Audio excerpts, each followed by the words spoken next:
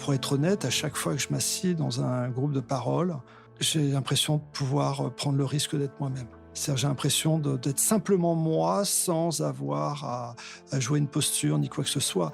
Et ça, en termes de sensations physiques, c'est extraordinaire. Bienvenue dans Contradiction, le podcast pour les gens qui se donnent du mal pour aller bien. Enfant, notre invité ne lisait que des livres qui parlaient de drogue. Le bibliothécaire avait même fini par alerter ses parents, comme si déjà il cherchait une sortie de secours. Et puis il y a eu l'éther, premier vertige respiré en cachette, dont l'odeur encore aujourd'hui reste teintée d'abus et d'oubli. Les joints, l'alcool, l'héroïne, la morphine sont venus ensuite. Les produits sont devenus un refuge, sa manière de tenir debout face à une histoire trop lourde pour un enfant. Un jour pourtant, ce n'est pas un produit qui l'a mis à genoux, mais un chagrin d'amour.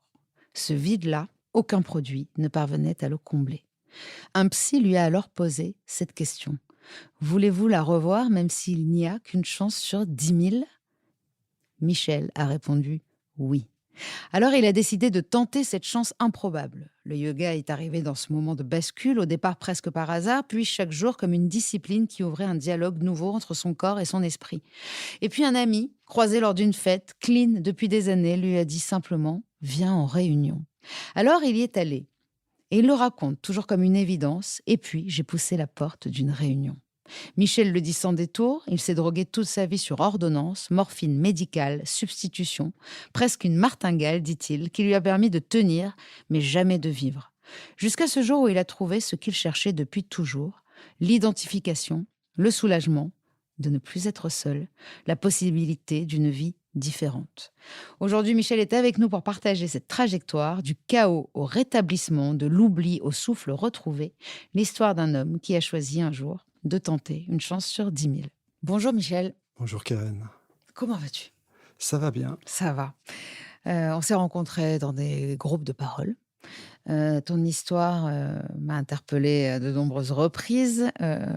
Quelques années plus tard, je t'ai proposé de venir à ce podcast et tu as dit oui. C'est un grand honneur parce que tu as un long temps de rétablissement devant toi, une vingtaine d'années d'abstinence. Combien exactement ?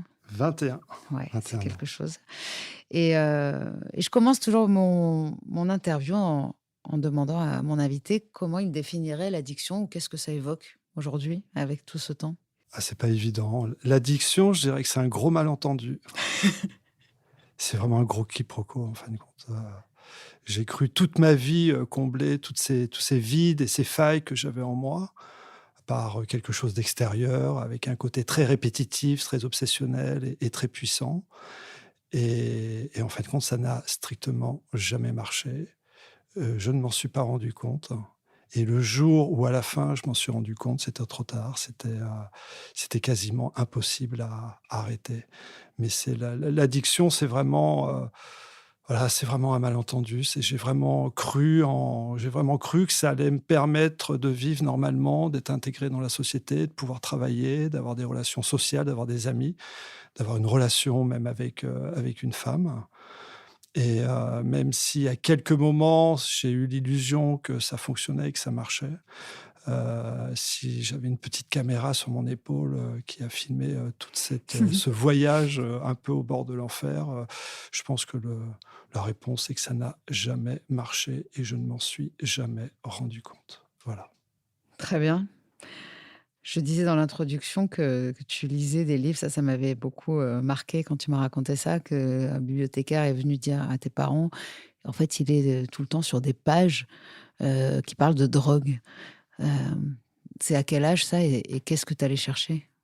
Alors, c'était autour de 7-8 ans et je pense que j'avais en moi un tel mal-être. Je voyais tout le monde fonctionner autour de moi, je voyais mes amis. J'avais vraiment l'impression à cette époque-là d'être comme une coquille vide qui était Sitôt. sitôt, avec strictement rien à l'intérieur et même l'obligation de faire un peu comme si j'étais animé par des passions, par des désirs, par des envies, mais tout ça était simplement une espèce de posture pour appartenir à des groupes, hein, et puis pas trop inquiéter mes parents. Et je pense que gamin, là, j'en ai pas souvenir, avoir entendu parler de drogue et l'effet que ça pouvait faire. Et très vite, à la bibliothèque, je me suis retrouvé un peu comme un étudiant, un chercheur, en train de voir un peu les définitions, de regarder les photos, parce qu'il y avait aussi des photos. Et je crois qu'à ce moment-là, au fond de moi, secrètement, je me suis dit, «T'inquiète pas Michel, tu as trouvé ce qui va t'aider dans la vie, en fin de compte». C'est Et j'avais incroyable. 7-8 ans. Incroyable. Donc c'était mal parti, en fin de compte.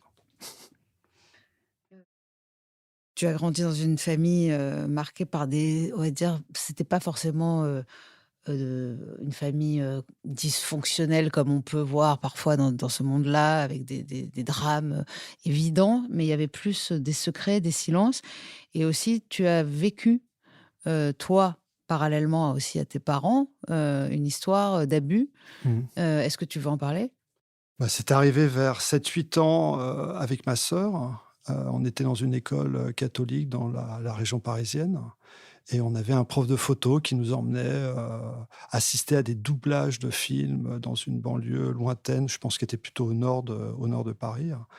Et pendant ces doublages de films, il y a eu des abus, sexuels. Ça ressemblait un peu à en fin de compte, quand je te raconte tout ça, c'est assez étonnant parce qu'il y a quelques années, j'ai fait une thérapie où j'ai raconté à la thérapeute qui était spécialisée là-dedans, dans les chocs post-traumatiques. C'est marrant, j'ai été la voir pour des chocs post-traumatiques d'un accident où j'ai pris des coups de couteau et finalement, ce qu'elle m'a fait travailler, c'était pas ce choc post-traumatique, c'était quelque chose dont j'avais pas réellement conscience qui m'était arrivé beaucoup plus Tu en tôt. avais jamais parlé avant? Non, je pense pas en avoir parlé. J'avais des images, des Avec ta flashs. sœur peut-être justement? C'est ma sœur qui m'a mis un peu le doigt dessus, Mmh. qui m'a un jour est venue me voir pour me dire que ça lui était arrivé et qu'elle avait des comptes à régler et que je devais l'accompagner parce que ça me concernait moi aussi. Ah oui, oui. Et là, ça m'a été un choc quand elle m'a dit ça, mais j'étais tellement embué dans la drogue que j'ai pas eu voilà, c'est les conséquences de la drogue, de pas se confronter à la réalité. Et en même temps, c'est les conséquences d'une réalité trop dure que de se droguer aussi. Non et puis, je pense qu'à l'époque, ça m'a protégé de pas me Ouais, confronter à c'est ça ça. et Donc là, ça revient à la surface lors d'une thérapie. bah, ça revient, c'est-à-dire que la thérapeute, je lui explique tout simplement les flashs, les images, les choses que j'ai en tête, en faisant un peu comme si je faisais partie de la génération d'aujourd'hui qui peut voir, sur internet. Elle me dit: «Mais Michel, internet n'existait pas à l'époque. Tu n'as pas pu voir ce que tu me racontes, où que ce soit. Donc si tu as ces images qui sont encore en tête et qui datent de si longtemps, c'est que arrête de te poser la question, ça t'est arrivé. Mmh. Et maintenant, il est temps de te reconstruire». Et puis j'ai fait une longue thérapie avec elle où je me suis reconstruit, là-dessus et c'est seulement il y a 6 ans que j'ai intégré ça dans ma vie. Et donc si j'ai un message, quelque chose à dire par rapport à ça, c'est pas la peine, enfin c'est pas nécessaire de savoir pourquoi je m'étais drogué pour arrêter de me droguer. Ah Très oui. très souvent, on croit qu'il faut absolument savoir le pourquoi pour arrêter et donc être un sachant sur son histoire. Souvent, ça retarde aussi l'arrêt de quelques dizaines d'années. Et là, ça n'a pas été Et oui, tu avais arrêté déjà depuis 14 ans, quoi. j'avais arrêté de quasiment depuis Depuis 14 ans à 15 ans l'époque. même. Ouais, Ouais, ouais, c'est ouais. fou.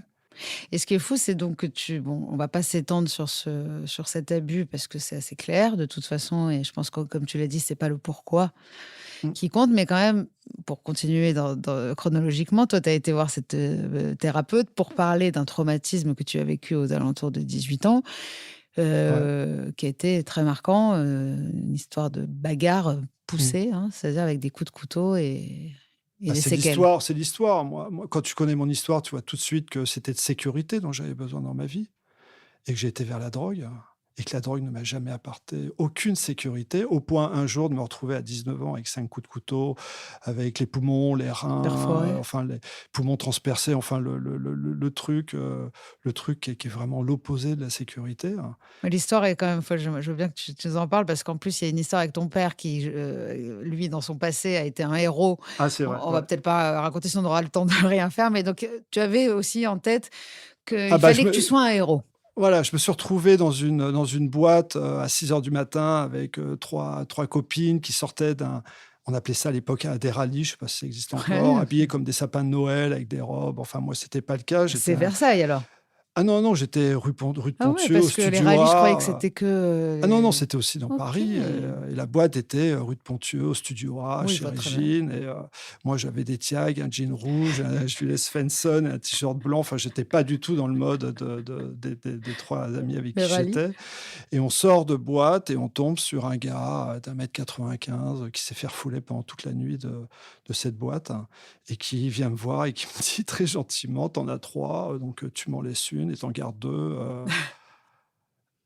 et voilà, et je suis pas du t j'étais pas du tout bagarreur, j'étais pas, et je me retrouve dans une situation totalement inattendue et j'essaye en fin de compte, je pense que j'avais pris une drogue, j'avais pris des ecstasy, donc j'étais full of love, enfin synthétiquement, hein, et chimiquement, je veux dire, Oui.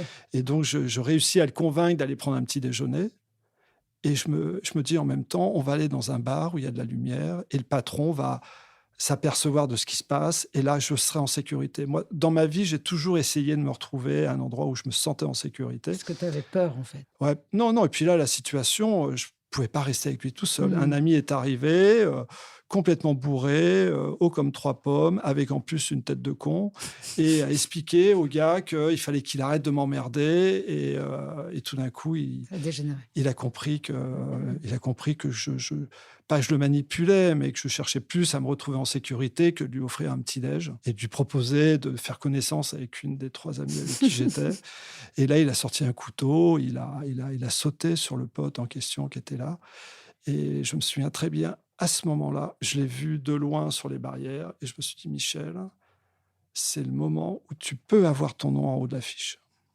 C'est-à-dire un espèce de truc, c'est un peu comme un rite chamanique où à un moment tu sens que c'est le moment de passer à l'âge adulte. Tu sens que je vais enfin pouvoir sortir de cet anonymat, de manque de confiance, de manque d'estime et être vu, aux yeux des autres comme un héros en fin de compte. Parce que c'était la fête un fin de bac blanc qu'on passait et tous mes amis étaient dans la boîte. Donc ce qui allait m'arriver là, tout le monde allait être au courant le jour même. Et j'ai sauté sur le gars, comme dans une bande dessinée en me disant: «Je saute dessus, je lui tords le cou, il tombe, je ramasse l'autre, je cours avec, je l'amène Tu aux t'avais flics», le scénario. enfin, tu te doutes bien, c'est pas du tout ce qui s'est passé et je crois même pas avoir réussi à lui mettre une claque ou quoi que ce soit et je me suis retrouvé, à l'hôpital avec, enfin perforé de partout, Et ton pote aussi? et mon pote, voilà, on est arrivé à l'hôpital tous les 2 en même temps. Ils pouvaient pas nous opérer ensemble, donc ça a été encore une charge pour moi de vivre ça. J'étais allongé en attendant d'être opéré, en sentant mes poumons se durcir parce que quand tu as un hémopneumothorax, tu as le sang qui durcit comme une pierre à l'intérieur des poumons Mmh. et eux en train d'essayer de l'opérer alors qu'il était ivre-mort, en train de se débattre dans tous les sens et une infirmière me disait: «Vous inquiétez pas, dès qu'on a fini avec lui, Ça va être c'est vous. à votre tour».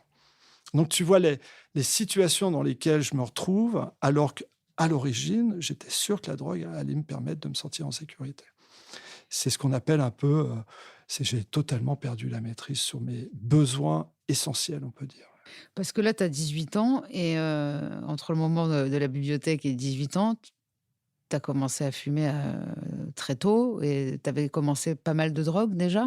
Non, la bibliothèque, c'est 7-8 ans. Suite à ces abus que j'ai, je me tape, 6 mois de cauchemar infernal, enfin vraiment un truc dur à la maison. À la fin de l'année, mes parents savent pas trop quoi faire de moi. Ils m'envoient chez des amis qui vivent aux États-Unis, à Washington. Je me souviens prendre l'avion tout seul, arriver là-bas et dès que j'arrive là-bas, un autre univers en fin de compte. J'ai pas de souvenir de ce qui s'est passé là-bas réellement, Mais c'était salvateur? mais je suis revenu, il y avait plus de cauchemar, c'est un peu comme si la Mmh. page était tournée. Tu m'as raconté que tu as un souvenir pendant ces périodes, enfin ces abus, Ouais. que ce monsieur-là, je ne sais pas quoi, photographe, vous faisait sentir de l'éther pour, Voilà, voilà, voilà, et ouais, donc tout à toi, fait. première chose que tu vas faire, c'est chercher de l'éther dans la pharmacie? Bah, c'est la sécurité perverse de la douleur familière, hein. C'est vieux comme le monde, hein. Mmh. Tout de suite, j'ai été rechercher, ce que j'avais connu il y a très, très longtemps. C'est très compliqué, hein, l'addiction, la maltraitance, enfin et ce truc, en fin de compte, quand j'ai été, je me souviens quand j'ai pris de l'éther la première fois, je venais de me faire virer d'une école.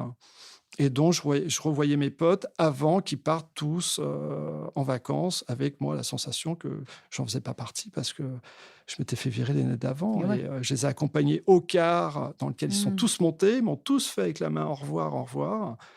Ça Et je doit me être un souviens, et souvenir c'était sous la abominable. pluie, je suis rentré en courant chez moi. J'ai été dans la salle de bain. Il y avait une bouteille d'éther parce qu'à l'époque, on avait quelques chiens et qui faisaient des chiots. Et mes parents n'avaient pas d'autre technique que de les endormir pour ensuite les noyer parce que c'était ce qu'ils faisaient. Il y avait une bouteille d'éther dans la salle de bain. Je suis descendu à la cave de la maison. Il y avait une fuite d'eau. C'était dégueulasse. Je me suis allongé. J'ai pris de l'éther et là, je me suis dit, oh, c'est la première fois que je me suis dit qu'une petite voix m'a dit, t'inquiète pas, Michel, ça va aller.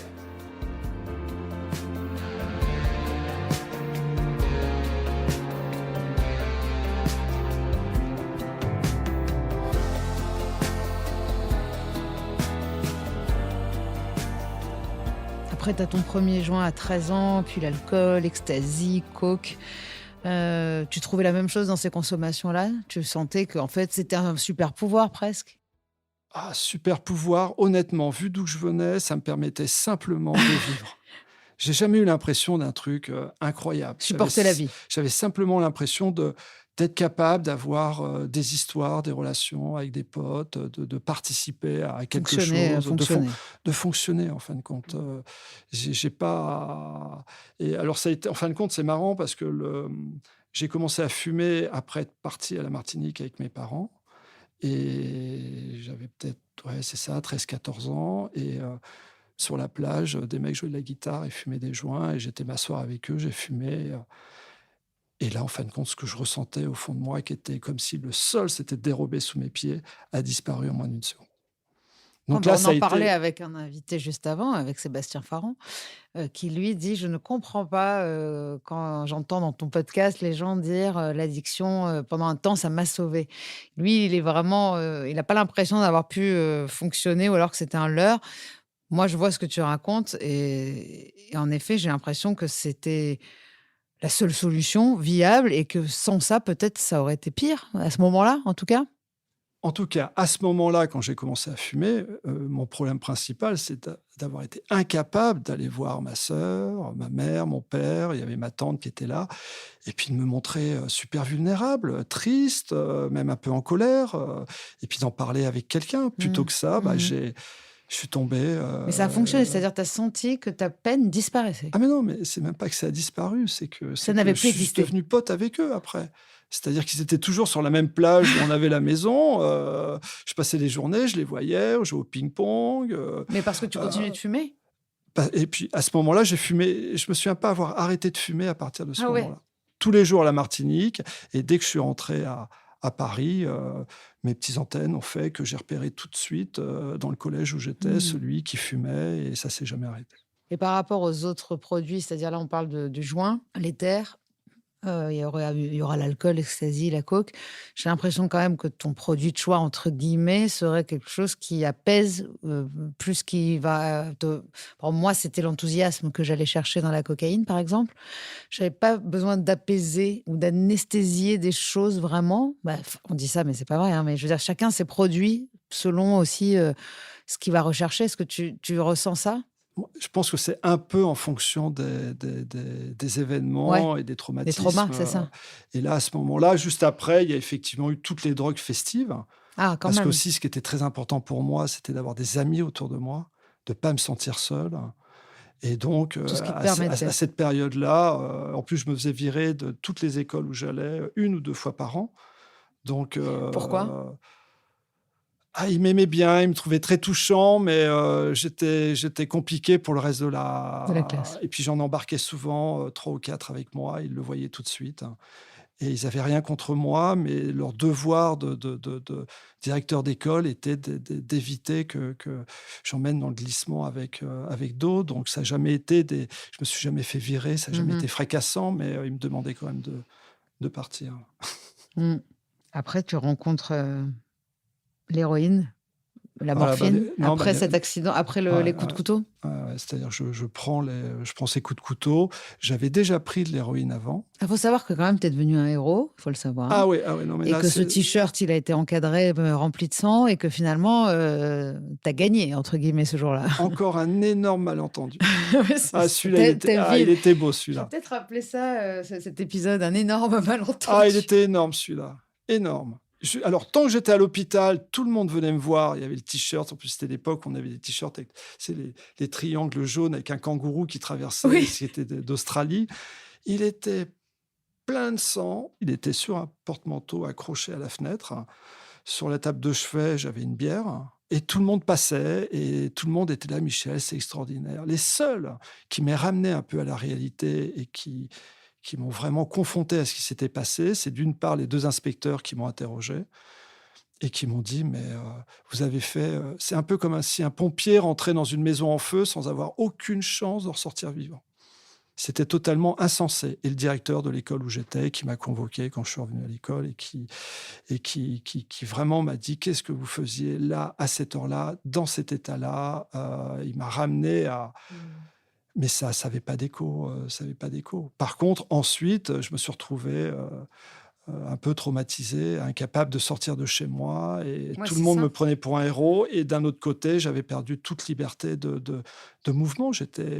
Paralysé. J'étais bloqué chez moi et mes amis n'avaient pas d'autre choix que de passer me voir chez moi s'ils voulaient me voir et c'était pas voilà et puis je me droguais énormément chez moi, ils m'amenaient énormément enfin c'était pas Parce que c'est à cause de l'accident que tu as commencé à prendre de la morphine? Ou voilà. alors avant? Pendant longtemps, par rapport à mon parcours, j'avais tendance à raconter que j'avais été à l'hôpital et qu'ils m'avaient donné de la morphine et je m'en étais servi comme d'un anxiolytique que j'avais pas réussi à arrêter. Mais la réalité, c'est pas ça en fin de compte. C'est que j'étais à l'hôpital, quand tu as un problème au poumon, la morphine est le dernier truc qu'on prend parce que la morphine a tendance à pas faire des apnées du sommeil, mais à faire descendre. Tu as du mal à oxygéner. Et donc, quand j'étais à l'hôpital, on m'a rien donné du tout comme produit morphinique, sauf quand, à un moment, quand j'étais sur le lit allongé. Et puis là, un pote est passé chez moi. J'avais goûté de l'héroïne auparavant. L'effet m'avait pas du tout... J'avais pas du tout aimé. Je lui ai même reproché de m'avoir fait goûter ça. Par contre, après cet événement-là, ce même pote est repassé chez moi. J'ai pris un trait d'héroïne et 5 minutes après, j'étais dans la rue en train de marcher en me sentant aussi libre que si il s'était rien passé, en fait. Donc là, forcément, coup de foudre quand Bon, même. tu vois, entre l'histoire de l'éther, il y a très longtemps, des joints et les drogues, chez moi, avaient un écho tout particulier. Je suis pas sûr, je pense que C'est un soulagement, en fait. mais c'est un soulagement. Je peux enfin retourner dehors, je peux enfin, porter un peu ce statut de héros que je Oui, parce que les gens t'attendaient. et que pour moi, c'était une opportunité et que le manque de confiance, de sous-estime que j'avais et que je cachais à tout le monde, tout d'un coup, j'avais une identité. Certes, c'était pas du tout la mienne, mais j'avais une identité qui était plutôt, valorisante, Ouais. et puis là, à ce moment-là, c'est devenu, sans faire exprès, j'ai laissé l'héroïne s'installer, mais ça a pas duré,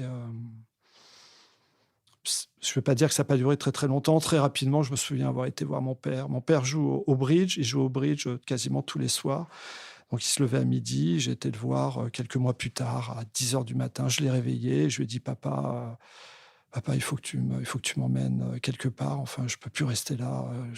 Et je lui ai dit: je vais mourir. Il faut que tu m'accompagnes quelque part en dehors de Paris, en lui expliquant que je consommais d'héroïne. Et si tu voyais mon père, c'était pas le style d'homme à qui tu te confies. Il avait plutôt un type un peu militaire, colonel, enfin. Et là, il s'est levé. Il m'a dit: prends une douche. Il a pris une douche et il m'a dit: où est-ce que tu veux aller? Et encore une fois, les idées de génie que je peux avoir quand je veux fuir quelque chose, et je lui dis: ce serait peut-être bien d'aller chez mon oncle qui habite en Bretagne et qui est pharmacien. Non, mais Pardon. moi, il faut pas me laisser seul parce que c'est une catastrophe, tu vois. Et mon père, qui connaissait rien, m'a dit: oui, c'est une bonne idée, c'est loin. Tu vas Puis pas pharmacien, tu vas c'est pas bien. pouvoir aller voir tes dealers et non, mais Mais c'est une non, bonne idée. Donc on est partis tous les 2 en Bretagne et je suis à peine arrivé en Bretagne. On est rentré dans la pharmacie et j'ai je j'ai veux vu mon ça, ça, oncle. ça. Il n'avait pas le temps de s'occuper de moi. Il m'a dit: «Ah Michel, oui, je suis dans un quart d'heure, je suis à toi, mais va derrière, je pense que tu sais mieux que moi ce dont tu as besoin». Je te crois pas. Et par chance, j'avais aucune expérience des médicaments. J'étais pas encore passé par le cycle. Je voyais un peu, ce que prenaient les uns et les autres, quand ils étaient mal, quand ils étaient en manque, donc mais j'avais pas un et puis ensuite, voilà, je me suis installé chez lui et après ma chambre était tout simplement dans son bureau. Sa maison était collée à la pharmacie et ma chambre était dans son bureau où il y avait la porte qui accédait dans la pharmacie et En pas fait, c'est ce un qu'on ins appelle la pharmacodépendance. Toi, tu vraiment tu rentré dans la ah non pharmacodépendance. et puis bon et le Vidal et puis j'ai joué un peu l'étudiant, le machin, je regardais et puis j'ai quand même pris des trucs qui n'avaient strictement aucun intérêt, T'as essayé? pour j'ai essayé mais j'ai jamais comment t'expliquer? J'ai jamais été très médicament. Pour moi, Mais est-ce que c'était tu gérais aussi les doses? Tu des choses vraiment ah avec, mais j'étais un contrôleur. ouais, C'est-à-dire c'est que ça, pour moi, un je fonctionnais laborantin? avec. Ouais. Je prenais pas ça pour me retrouver, sur le capot Ah en fin de ouais? Toi, journée c'était avec, pour fonctionner. avec les pompiers qui me mettaient des claques pour me réveiller. C'était pour fonctionner et en C'est-à-dire, en plus, fait, tu n'as pas de souvenir de toi totalement défoncé? En vrai? j'ai des souvenirs de beaucoup de potes autour de moi complètement défoncés et moi, les seules fois où j'étais complètement défoncé, c'est les fois où j'avais plus de drogue et Et que tu prenais de l'héroïne? j'étais en Bretagne avec des amis et que je buvais Ah! et que ça, l'alcool, c'est un truc que je connaissais pas très, très bien et là, je me retrouvais, je tombais par terre en fin de compte. Mais dès que je me réveillais, je reprenais et il y a pas de différence pour moi entre l'alcool et les drogues, surtout quand je vois l'effet que ça fait et je pense que c'est les plus grandes pertes de maîtrise que j'ai eues, c'était avec de l'alcool. Parce qu'avec les médicaments, en fait, il y avait une espèce une vraie gestion.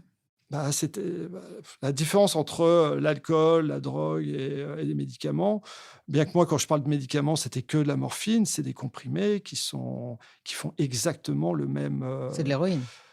oui, enfin le même effet, mais c'est des doses qui sont identiques, qui ne changent jamais Et oui, c'est ça aussi. et la raison pour laquelle j'ai arrêté l'héroïne très rapidement, c'est que la qualité n'est jamais la même, La dose non la plus. dose n'est jamais la même, le prix n'est jamais Un le peu même. contre le fric quand même de la conso.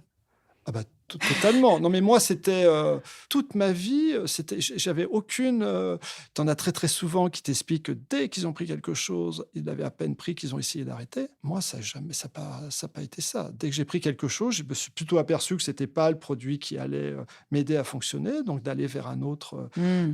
vers un autre produit, hein. Comme un chercheur qui cherchait le point, à un moment, j'allais trouver ce que j'ai un peu trouvé, à la fin, mais ça s'est fini tellement mal que ce que j'ai trouvé à force de me droguer très régulièrement avec le même produit qui était la morphine, c'est tout simplement, avoir envie de mourir. Enfin, Oui, mais les histoires, c'est fou parce que c'est la même maladie et il y a pas une histoire pareille. Il y en a, c'est un déclic, enfin, il y a tellement de choses et toi, ton histoire, c'est vraiment moi, j'ai plus connu ça aussi, c'est l'envie de mourir qui m'a donné envie d'arrêter. J'ai eu envie de vivre. Enfin, j'en ai eu marre d'avoir envie de mourir et toi, tu as, un énorme chagrin d'amour à un moment donc dans quelques années plus tard et vraiment, en fait, comme tu le dis si bien, tu pensais que la seule solution pour arrêter de souffrir, c'était de mourir. Ça, je te suis à 100%. Sauf que moi, à ce moment-là dans ma vie, je sais pas que c'est à cause de la conso quand même que j'ai envie de mourir. Tu vois? Je me dis: «J'ai juste envie de mourir». Toi, à ce moment-là, tu sais que c'est en lien ou est-ce que tu penses juste que tu as envie de mourir, à cause de cette fille ou à cause du fait que tu sois dépressif ou que tu as un mal-être depuis tout le temps?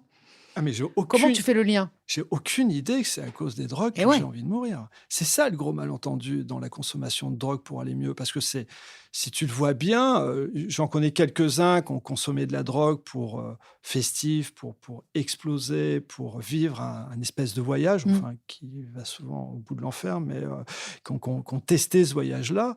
Moi, j'ai consommé pour réellement aller mieux. Et la blague dans tout ça, c'est que je me suis retrouvé dans ma consommation, à être séquestré, à avoir des descentes, de police chez moi qui ressemblaient à l'époque, il y avait pas de GIGN, mais après cet accident de couteau, dans les boîtes, partout où j'allais, on m'invitait boire un verre en disant, tu vois, c'est à lui que c'est arrivé, il a sauvé 3 nanas, il a sauvé l'autre qui était en train de se faire tuer. Et je me suis retrouvé à connaître des gens infréquentables qui m'ont pris pour un des leurs parce que j'avais fait un truc. Et puis moi, ça me valorisait un peu vis-à-vis de mes potes qui étaient autour, d'être enfin assis à la table des mecs Important. un peu importants, mystérieux et pas... Et puis avec des têtes un peu rock'n'roll, on va Pas dire. anonyme, en fait. Pas trop anonyme. On sentait bien qu'il y avait un truc derrière, on savait pas quoi. Et Ce qui puis est marrant voilà. avec tout ça, c'est quand même tu fuis l'anonymat, tout ça pour finir dans des groupes de parole anonymes quand même. Ah bah non, mais c'est ça qui... La sécurité, elle est là. Quel grand malentendu. Non, mais la sécurité, c'est d'être mélangé Finalement, parmi c'est tout le monde. l'anonymat, Ah, la mais c'est ça, la sécurité. sécurité. Eh oui, La liberté, c'est ça. c'est ça, bien sûr. Et en fait, donc tu racontes que tu as trouvé cette martingale qui est que finalement, tu as trouvé un médecin qui fournissait tous les opiomanes du 6e et les pharmacies, tu avais trouvé la pharmacie qui acceptait les ordonnances. Et donc finalement, tu as eu l'impression de contrôler cette addiction pendant très longtemps, juste avant ce chagrin d'amour qui finalement, ça t'a conduit à chercher de l'aide ou à chercher d'autres solutions. Là, tu as une amie qui te propose de venir avec elle à un cours de yoga. Ah, mais tu sais, dans la vie, tu as des inspirations. Ouais, ouais. Et quand même, une des inspirations que j'avais de me droguer, c'était un jour d'avoir une histoire avec une femme. D'avoir une famille, d'avoir des enfants. Alors, je ne sais pas trop si c'était un vœu sincère ou une question d'étiquette sociale pour passer à travers tout questionnement de la part des autres et puis être invisible dans ma consommation de drogue. Mais c'était mon inspiration. Sauf que les moyens que je mettais en place pour y arriver étaient c'était totalement dissonant, en fin de compte. Et c'est ça aussi l'addiction, tu vois. Tu veux quelque chose, mais si tu regardes dans la réalité ce que tu fais au quotidien, ce que tu fais pour arriver à réaliser cette inspiration, va à À l'opposé l'opposé de de ton but, quoi. de ton but, hein. Et ça, c'est une des marques de... S'il y a des personnes qui se demandent s'ils sont addicts ou pas, bah, il suffit de voir si ce qu'ils font les amène vers vraiment ce Mmh. qu'ils souhaitent réaliser. Ces Et fameuses très bonnes idées aussi. ah bah, les idées de génie, moi, quand c'est pareil, la première réunion où j'ai été, c'était un groupe de parole en 97. J'arrive, je les écoute tous et je me dis waouh, ils parlaient de trucs tellement sincères, authentiques, personnels, en disant oui, il y en a le pote qui m'avait amené, qui était un peu un voyou, explique à des gens qu'il connaît pas qu'il a honte de présenter sa petite amie à sa mère parce que je sais plus trop quoi. J'étais assis à côté de lui, je lui donnais des coups de coude Genre, t'es fou. et je lui disais mais tais-toi, on dit pas des trucs comme ça, des gens qu'on connaît pas. J'étais super gêné pour lui. Et donc à la fin de la réunion, je me lève, je les regarde tous et je me dis ouais, pouf, ils ont pas l'air d'aller très bien, c'est peut-être mieux qu'ils prennent rien, tu vois. Et je suis parti sans douter de rien. Ça, c'était la première fois, il y a longtemps avant. C'était en 97, Ouais. ça. Par contre, quand je me suis repointé une deuxième fois 7 ans plus tard, je me suis pointé parce que je ressentais en moi, tu sais, quand tu te lèves tous les matins avec l'envie de... Tu vois pas d'autres issues de secours ou de secours, comme tu dis, que de te Merci pour le suicider clin d'œil. pour aller mieux. Tu vois, tu te dis, tiens, c'est peut-être là que je devrais aller. Eux, ils vont peut-être pouvoir m'entendre, m'écouter et m'apporter Mhm. Et mais en 97, après cette première réunion, je me suis dit, Ouais. je vais arrêter de me droguer. J'avais mon cousin qui se mariait à Bangkok, qui proposait à tout le monde d'être son témoin. Personne voulait, en fin de compte. Et tout d'un coup, je me suis avoir dit à ma mère... à Mathieu, non, c'était Alexis. Alexis se marie à Bangkok. J'y vais, je suis le témoin et je me suis dit, j'arrêterai là-bas, Ouais, bien sûr. à Bangkok. Hein. Très bien. Voilà. Encore une idée de Et j'ai génie. douté de rien, ma mère a douté de rien. J'ai encore une photo où elle me prend devant le panneau d'affichage à Bangkok. l'aéroport pour partir, habillée tout en blanc avec un espèce de Panama sur la tête. C'était ma tenue De témoin. de témoin. Bon, je suis revenu. Ouais, ça a été... j'ai fini à Pattaya dans un temps. Enfin, je suis revenu 4 mois plus tard. Ah, 4 mois plus tard, quand même. Ouais, quand je revois un peu en arrière, quand je parle de malentendu, c'était comment j'ai réellement pensé que de consommer des drogues allait Que de partir à Bangkok, que Allez d'aller m'aider. habiter dans une pharmacie, tout ça, à chaque fois. Bah, quand on Tu l'as parle fait de de perte bonne- de maîtrise, j'avais plus du tout ma vie entre les mains. En fait, aucune conscience de la vérité ou de la réalité, en tout cas, telle qu'elle était là. Aucune conscience.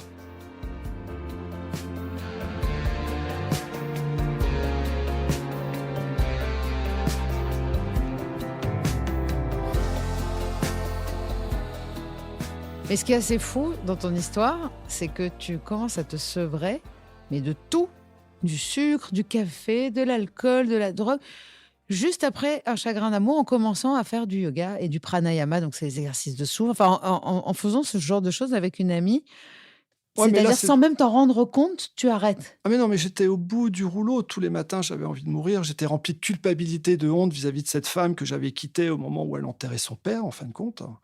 Et à cette époque-là, j'étais tellement incapable d'accueillir quelqu'un qui était Tu m'as dit, je triste. l'ai quittée avant qu'elle me quitte. Un truc comme ça. On va Bah, pas raconter l'histoire voilà, parce que il ce y a eu serait une trop année long. difficile où je l'ai aidée à régler quelques problèmes qu'elle avait, des trucs. Et je me suis dit, à la fin de l'année, maintenant, elle va bien. Qu'est-ce qu'elle va rester avec un mec comme moi? Elle va me quitter. Michel, ça te fera moins mal si tu la quittes.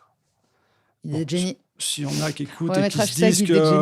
que ça peut faire moins mal de quitter quelqu'un qui t'aime que Que de... de... Ça marche pas. Et là, je me suis retrouvé... et puis très vite, je me suis aperçu qu'elle revenait pas. C'est ça le truc surtout. Parce que quand tu quittes, tu te dis toujours Oui, que elle va revenir. si elle va revenir. Puis là, elle s'est fiancée, elle a eu un enfant. Enfin, je suis tombé... Vraiment, c'était dur pour moi. Et puis, c'était la première fois vraiment que j'avais le bouleversement du sentiment amoureux avec une attache.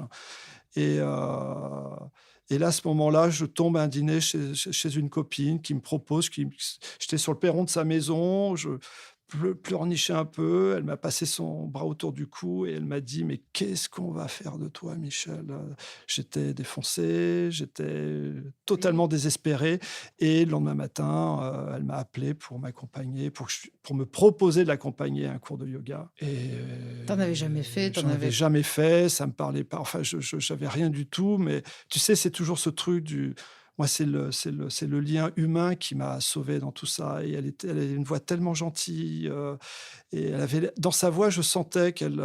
Que tu n'étais pas seule. non, puis elle savait que c'était bon pour moi. Waouh. Elle me l'a pas dit avec ses mots, mais je sentais dans sa voix que elle savait que c'était ce Ça allait dont j'avais marcher. besoin. Et j'y suis allé. Et pendant 6 mois, j'ai été tous les midis à 12h30 avec elle. Je passais la prendre. On allait au cours de yoga. Et voilà, Et là, tu prenais plus tes Ah bah médicaments. si tu plaisantes, à cette époque-là, je prenais de la Ah morphine, oui. je fumais des joints le soir, je m'endormais pendant les postures. Ah, ok, je Quand... croyais que... Oui, mais c'est progressif, c'est ça? Ah bah, au début, c'était marrant parce que, Je tu sais, m'endormais à pendant la les fin d'un bastos. cours de yoga, tu as le truc de relaxation, Le là, où tu fais le savasana, cadavre et tout, et je ronflais. le cadavre. Et je Oui. ronflais, j'étais tellement bien, je me sentais... c'est la première fois que je m'abandonnais, tu vois, je me sentais en sécurité. Et à force d'aller tous les midis à ses cours, elle ne donnait des cours quasiment qu'à des profs. Il n'y avait pas vraiment beaucoup de débutants. Et elle m'a pris en main. Et je me souviens, pendant les cours, elle me caressait le dos en me disant good boy, good boy. C'est tout ce dont j'avais besoin. Sécurité, en Et fait. c'est tout ce dont j'avais besoin. Et à force de rester dans son cours, à un moment, je me suis aperçu que j'ai arrêté de fumer des joints. J'ai arrêté de bouffer du sucre juste avant de me coucher. J'ai arrêté de fumer des clopes. Et puis, il y a un moment, au bout de 5 mois, je regarde un film et je vois un truc totalement, enfin, qui ne marche pas pour arrêter normalement. Le mec arrête ses drogues en diminuant de moitié tous les jours la dose qu'il prend. Et je me dis: «Tiens, allez, on va essayer». Et c'était au mois de mars et en un mois, à la fin du mois, je prends plus rien du tout. Sans avoir, C'était quoi, un documentaire ou un film? je sais plus si c'était un documentaire. Je pense que c'était plutôt un film, tellement le truc était irréel. Je vois pas qui aurait pu raconter ça dans un documentaire. Et De moitié, voilà, Bah, les gens font ça même avec les anxiolytiques, ça fonctionne quand même. tu vois, je suis passé, c'était 240 milligrammes, Mmh. après 120, Mmh. après Moitié, 60, moitié, et ouais, puis à ouais. la fin, je coupais des trucs qui Ouais, ressemblaient ouais. à À la fin, rien, tu te dis jusqu'au moment encore, où c'était plus coupable, donc j'ai arrêté. Et pendant toute cette période-là, j'ai pas eu l'impression que c'était une bataille, en fin de compte. incroyable. Ça s'est fait, c'était une évidence, un peu comme la même évidence que j'ai eue Quand tu as commencé. quand j'ai commencé, c'était une évidence. Mais Et d'après toi, qu'est-ce que cette pratique-là du yoga et de tout ce que ça implique, parce que c'est une philosophie, le yoga, c'est pas moi qui vais en parler parce que je suis amoureuse du yoga. Qu'est-ce que c'est venu, la sécurité, déjà, d'avoir quelqu'un, moi, de je te suis sentir... quelqu'un de dissocié. C'est-à-dire que quand j'ai subi des abus, je pense qu'il y a plusieurs parties en moi Ah, qui se sont séparées pour arriver à survivre. avec un mental très fort, qui était toujours là en train de contrôler, de tout expliquer, de tout analyser, pour protéger la partie très sensible qui avait été dévastée par ça. Et puis le corps qui avait du mal à s'imposer et à donner son avis dans beaucoup de choses que je faisais. Et j'ai l'intuition que quand j'ai fait du yoga tous les jours, en fin de compte, c'est un peu comme si les trois parties s'étaient à nouveau rassemblées et De toute façon, yoga, ça veut dire union. et travailler de concert Mm. pour mon bien, en fin de compte. Et surtout, surtout, malgré moi. On n'a malheureusement pas toute la journée. Le truc, c'est que je veux quand même qu'on arrive à ce moment-là où tu es déjà clean, mais quand même Oh, je suis clean, ouais, je suis clean sans faire exprès. sans faire exprès. Il n'y avait pas de conscience, hein. C'est la conscience, hein, qui est C'est très importante. abstinent alors, disons. Ah là, j'avais arrêté la morphine, mais quand je me retrouvais à un déjeuner, un dîner, je Tu buvais buvais. toujours une gorgée de bière que je trouvais dégueulasse, avec un goût pourri. Tu sais, l'alcool, ça Mm. a un goût un peu Mm. bizarre. Mais j'avais pas du tout conscience que j'allais pas. Je pense que à la première fois que j'allais recroiser quelqu'un qui allait me proposer quelque chose, honnêtement, j'avais pas du tout pris conscience que peut-être que l'abstinence totale allait faire que ma vie n'allait jamais plus redevenir un drame, en fin de compte. Et donc, je tombe sur ce pote à une soirée, à un barbecue, et il vient me voir, et il me raconte qu'il est abstinent clean depuis 7 ans. Il me dit qu'il va avoir une fille, que ça lui ferait du bien d'aller en réunion, et il me donne son numéro de téléphone. En plus, c'est un pote avec qui j'étais pas en super. C'était un de mes meilleurs potes avec qui je m'étais engueulé pour des histoires, Le voilà, conso. des histoires de conso à la con, mais quand même blessantes, qui avaient un. Et ben, je l'ai pas rappelé en fin de compte. J'ai appelé un autre pote qui avait été en réunion plusieurs années avant, qui était en rechute et qui lui avait compris qu'il fallait qu'il ait rien chez lui, donc il venait consommer chez moi. Et à chaque fois qu'il me voyait, il me disait: «Michel, wow, t'as vu la tête que t'as, il va falloir que t'ailles en réunion.» Et il m'a dit ça pendant 2 ou 3 ans. Et c'est ce mec-là que j'ai rappelé pour Ah, aller en très, très bien. réunion. Et pendant 10 jours, on promenait notre chien, je le croisais. Et chaque fois, il me disait: «Ouais, ouais, Michel, on y va demain, on y va demain.» Lui savait, en fin de compte, lui n'avait pas envie d'arrêter. Et donc, Il repoussait. il repoussait. Et puis, au bout de 10 jours, il a vu que j'étais très motivé. Il a pris son téléphone, il a appelé un de ses potes. Il m'a passé le téléphone. Le mec m'a dit: «Dans une demi-heure, rendez-vous porte-maillot à tel café.» Je suis monté dans ma voiture, je suis parti porte-maillot, et là, ça a été le début d'une nouvelle vie. Ouais. Dès le début, dès l'entrée, dès la première réunion. Ah bah là, Enfin, j'étais c'était pas ta trop deuxième, on défoncé, donc sait. tu sais, je suis arrivé là-bas, et un mec m'a regardé avec un tel regard, comme s'il voyait en moi un potentiel que j'avais jamais soupçonné. Mais vraiment, et puis à cette époque-là, les gens me regardaient avec pas mal d'indifférence, de honte, de culpabilité, de gêne, De heu, pitié. de pitié, ou alors un faux sourire, mais c'était normal. La personne que je présentais était un peu désespérante quand même, et là, tout d'un coup, j'arrive dans une réunion et les gens me regardent avec, amour, tu vois? Enfin, c'est comme ça qu'on doit appeler ça, je pense. Ils me regardent avec, genre: «Tu on te prend comme tu es», tu vois? Ils m'ont même pas demandé d'arrêter de consommer tout, du jour au lendemain, de ne plus jamais rien reprendre. Pour que les gens comprennent bien, il y a toutes sortes de groupes, il suffit de taper «groupe de parole anonyme», Voilà, il y a une sorte d'anonymat, mais en même temps, on là, on offre la solution quand même aux voilà, pour le auditeurs. nommer, c'était Narcotique Anonyme, Bon, qui voilà. était pile poil dans ma catégorie, on va dire. Et puis voilà, la réunion a commencé, j'étais tout tendu, les épaules étaient tendues vers le haut, les pieds étaient en l'air, et au fur et à mesure que les gens ont parlé, j'ai senti mes épaules descendre, mes pieds toucher le sol, et tout d'un coup, je me suis aperçu que je me sentais en sécurité comme ça m'était pas arrivé depuis l'âge de peut-être 5 6 ans, tu vois? Et je suis revenu le lendemain pour retoucher ce sentiment de sécurité. Il y a une addiction qui, moi je trouve qu'on le dit souvent, il faut remplacer une mauvaise les addictologues aujourd'hui disent remplacer une mauvaise addiction par une bonne. J'aime pas trop l'expression, mais je trouve que de toute façon, c'est ce qu'on fait, en venant, tous les jours ou très souvent en réunion. Bah, il y a les addictions qui sont destructrices, et puis on a d'autres qui sont nourricières. Tu vois, l'addiction d'un enfant pour sa mère, elle est nourricière. Mmh. Et l'addiction d'un addict, pour des groupes de parole où on peut réellement se livrer, se montrer vulnérable, et puis surtout tendre la main à un autre, l'aider. Et puis quand tu aides quelqu'un, en fin de compte, tu t'aperçois que C'est toi que tu aides. lui, il t'aide autant. Enfin, il y a pas de... Moi, toute ma vie, ce que je faisais de bon pour les autres n'avait pas d'écho chez moi. Ce que je faisais de bon pour les autres était pas bon pour moi. Et quand je faisais un truc qui était bon pour moi, tu te doutes bien que c'était pas très bon pour les autres. Et c'est aussi ça le truc d'être dissocié, de jamais être vraiment. Et puis ce truc entre ce que je fais, ce que je dis, ce que je pense, tout part dans un sens contraire. C'est un truc d'unité aussi. Et ce que j'ai eu aussi à cette première réunion, c'est un sentiment d'appartenance. Et je pense que comme le yoga, tout d'un coup, j'ai arrêté d'être comme une vague séparée de l'océan, tu vois. J'étais un peu au-dessus, pas loin, et tout d'un coup, je faisais partie. J'étais un peu comme une goutte dans l'océan, un truc. Mais ça peut parler aux non-addicts aussi, parce que c'est vrai que ce qui rend malheureux n'importe qui, c'est vraiment ce sentiment de séparation. Et que d'être une goutte en dehors de l'océan, c'est très bien dit. Quand d'un coup, tu te rends compte que tu es l'océan, et que tu fais partie de l'océan, il y a quelque chose de tellement...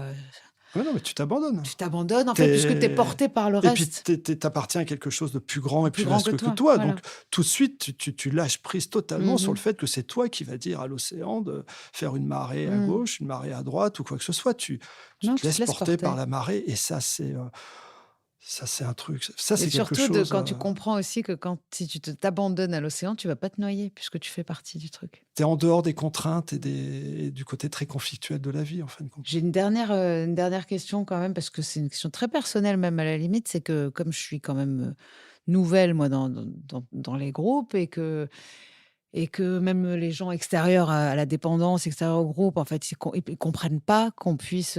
ils pensent qu'on arrête et que c'est fini, quoi. Qu'est-ce que toi, tu vas chercher aujourd'hui, 20 ans plus tard, en réunion, puisque tu y vas encore souvent? Est-ce que c'est un plaisir, c'est un besoin, c'est une obligation, c'est quoi? Je pense que je réparerai jamais ce qui m'est arrivé gamin, et que ce côté dissocié avec ces 3 parties comme des puzzles éparpillés, et pour être honnête, à chaque fois que je m'assieds dans un groupe de parole, j'ai l'impression de pouvoir prendre le risque d'être moi-même. C'est-à-dire, j'ai l'impression d'être simplement moi, sans avoir à jouer une posture ni quoi que ce soit. Et ça, en termes de sensations physiques, c'est extraordinaire. Et mais c'est très compliqué à expliquer. Ma mère, elle, par exemple, ne comprend pas vraiment pourquoi je continue à aller dans ces groupes de parole. Et puis je pense qu'il y a un truc, c'est qu'un jour, je me suis réveillé, je me suis aperçu que la vie n'était que service, tu vois? En fin de compte, pour prendre soin de moi, j'ai besoin de Parce prendre qu'il soin des faut autres. pas oublier que les anciens qui reviennent aussi sont là pour les nouveaux, quand même, aussi, pour que leur Ah bah expérience soit si transmise. le mec qui m'a regardé avec ce regard Oui, il avait incroyable, 20 ans de c'est vie. pas quelqu'un qui avait arrêté la semaine d'avant. Mmh. Et c'est le langage du cœur. Moi, c'est ce que je dis.